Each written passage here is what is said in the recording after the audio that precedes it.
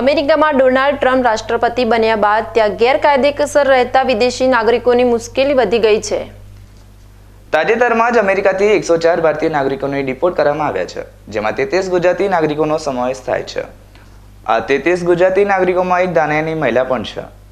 બીનાબેન જયેશભાઈ રામી નામની આ મહિલા 1.5 માસ અગાઉ કડી ખાતે લગ્ન થયા હતા અને ત્યારબાદ તેના સાસરિયા સાથે આ મહિલા અમેરિકા પહોંચી હતી, પરંતુ ત્યારબાદ અચાનક મહિલાને ડિપોર્ટ કરવામાં આવતા બીનાબેન નામની આ મહિલા ગભરાઈ ગઈ હતી અને તેના પિયરના લોકોમાં પણ ચિંતા પ્રસરી ગઈ હતી।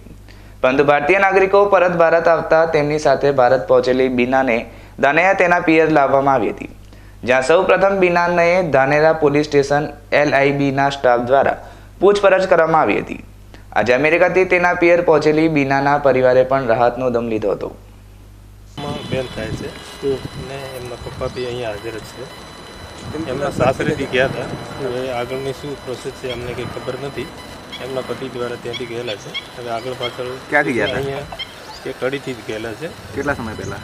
હમણાં 1.5 મહિના પહેલાં જ ગયેલા છે, બાકી આગળ પાછળ શું અમને કંઈ ખબર નથી। અમારી દીકરી હતી એટલે અમે અહીંયા લાવી એ સુરક્ષિત મળી ગઈ। કેટલા સમયથી અમેરિકા હતા તે કોઈ ખ્યાલ? એ કંઈ અમને બીજી વાત ખબર નથી, બાકી અમારી દીકરીથી અમને સમાચાર મળ્યા એટલે અમે અહીંયા લાવીને અમે બેનને તમે મળ્યા? બેન ડરેલા હતા? બેન ડરેલા હતા, ગભરાયેલા હતા। બેન વાત નતા કરી શકતા। બેન હાલ ક્યાં છે? બેન હમણાં એમના સાસરી મૂકી। કેટલા સમયથી બેન ત્યાં હતા અમેરિકા?